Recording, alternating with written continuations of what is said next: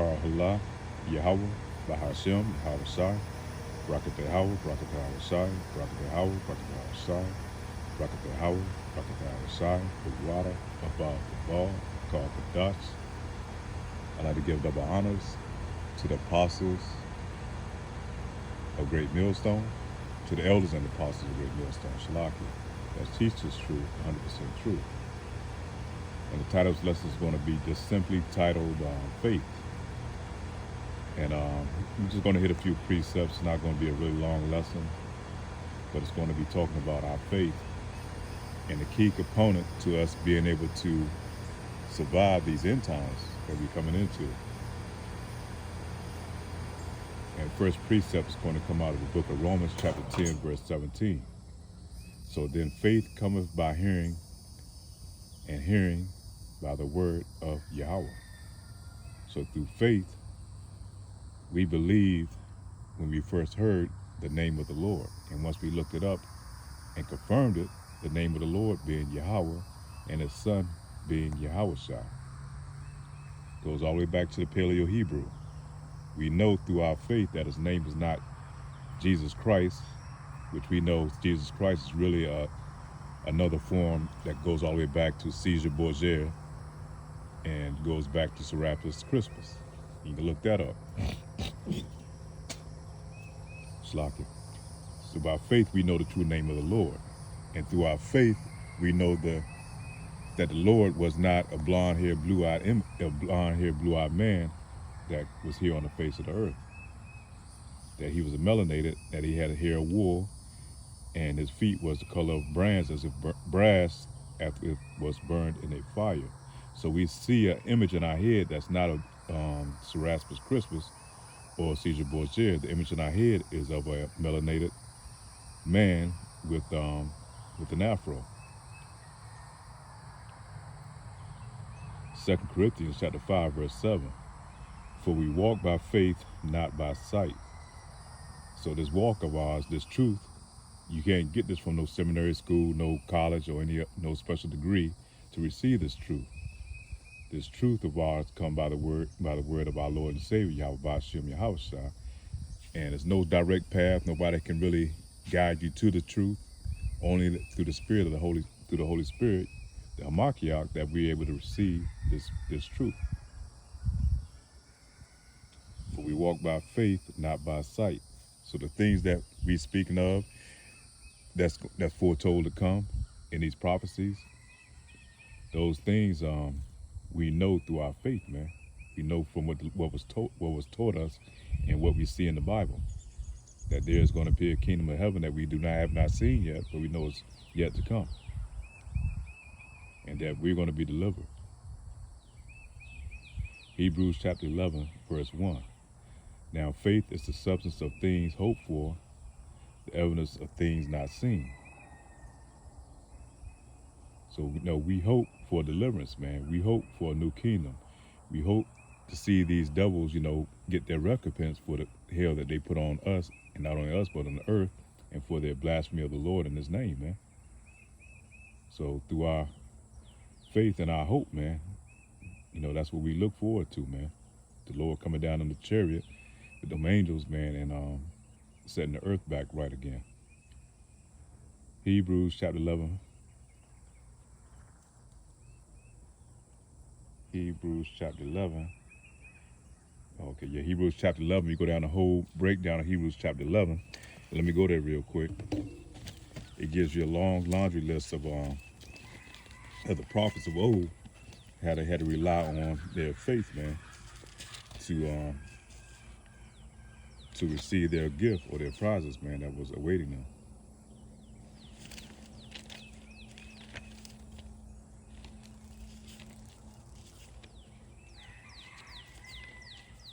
Bear with me 1 second.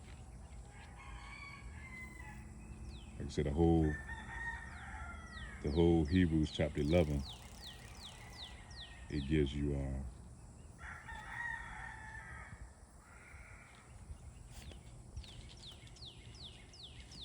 there it is. Hebrews chapter 11. Now faith is the substance of things hoped for, the evidence of things not seen. For by For by it the elders obtained a good report. Through faith we understand that the worlds were framed by the word of Yahweh, so that the things which are seen were not made of the things which do appear. For by faith Abel offered up unto Yahweh a more excellent sacrifice than Cain, by which he obtained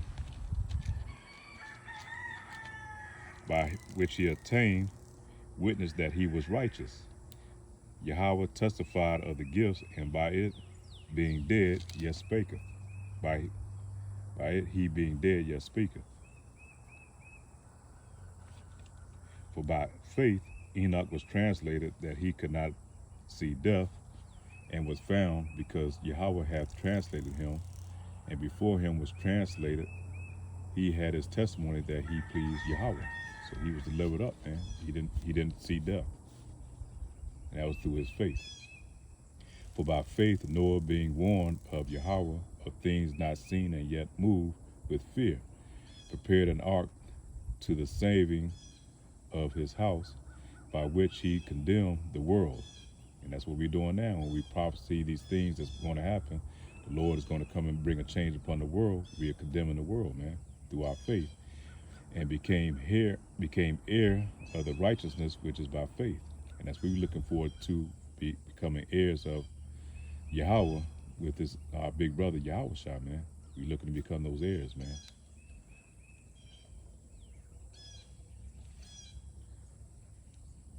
And that's the same way as it was in the time of Noah, man. We warning our people. We warning the whole of our people, but only the elect is going to receive this knowledge and this truth, man. 2/3 is going to be destroyed, just as it was in the time of Noah. For by faith Abraham, when he was called to go out into a place which he should have received for inheritance, obeyed, and he went out, not knowing whither he went. For by faith sojourned in the land of promise, as is a strange country, dwelling in the tabernacle with Isaac and Jacob, the heirs with him of the same promise. For he looked for a city which hath foundations, whose builder and maker is Yahweh. We're going to jump down to, still in chapter 11.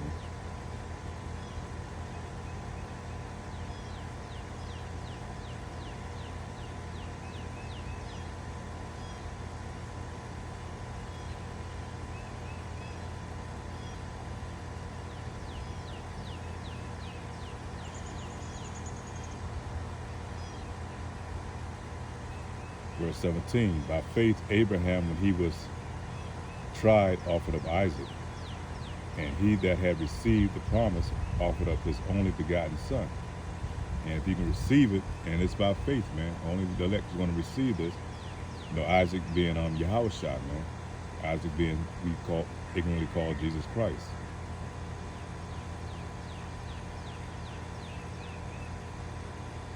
And also King Solomon, only if you can receive it, man. Of whom it was said that in Isaac shall thy seed be called.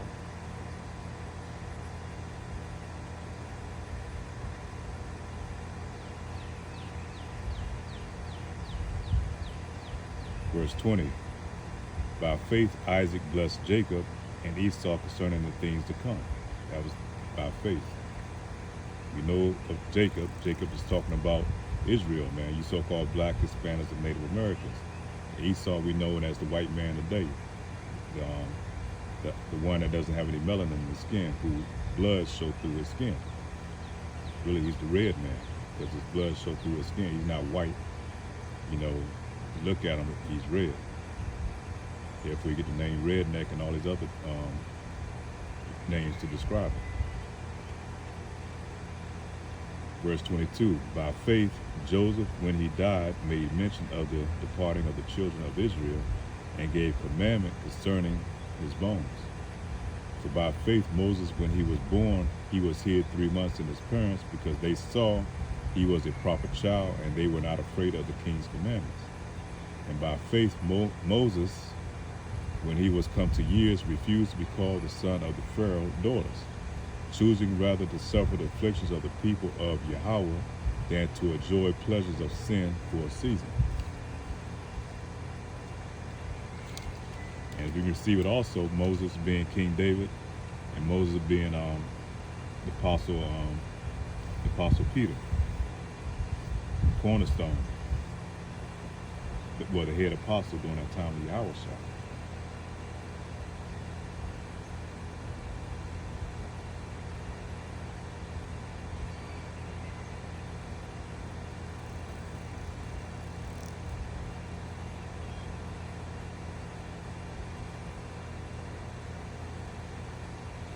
Verse 29, by faith they passed through the Red Sea, and by dry land, which the Egyptians essaying to do, were drowned.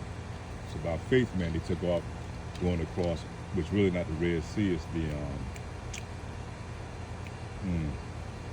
parting of the, it can't come to me right now, but it really wasn't the Red Sea that they were delivered through. By faith, man, they walked through that path that was cleared for them by the Lord and his chariots, man, for them to escape the Egyptians.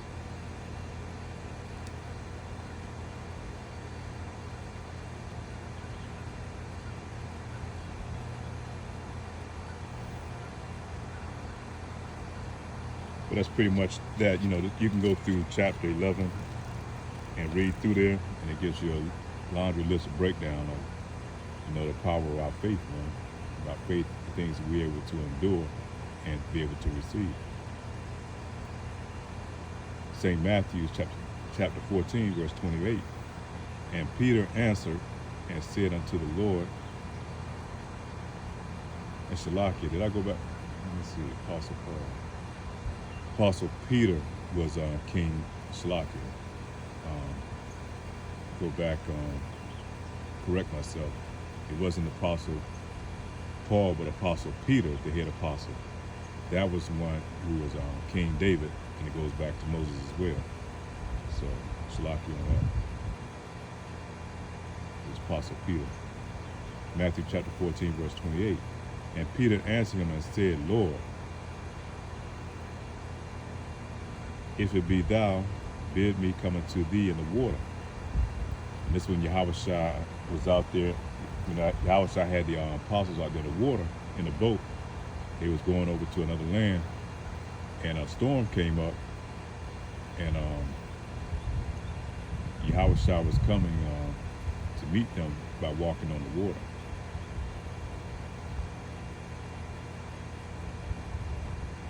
And Peter, the head apostle, which I tell you goes back to King David, Matthew 14, verse 28, and Peter answered him and said, Lord, if it be thou, bid me come unto thee on the water. And he said, come. And when Peter was come down out of the ship and walked on the water to go to Yahushua, but when he saw the wind boisterous and he was afraid and beginning to sink, he crying said, Lord, save me. And immediately Yahushua stretched forth his hand and bore him and said unto him, O thou of little faith, wherefore didst thou doubt? Because he doubted, therefore he began to start to sink. But when his faith was strong at the beginning, when he first stepped out there, you know, he was on top of the water. And that same way with this truth, man, we have to stay strong in the faith. And how do we stay strong in the faith? By constantly praying, you know, building up our spirit, you know, fasting, you know, afflicting our spirit, you know, calling out to the name of the Lord, man, calling out, you know, day and night. That's how we build our faith. And by reading, you got to read this Bible, man. You got to study this Bible. You got to watch these other brothers' lessons to grow in this word. The more you grow, the more you begin to,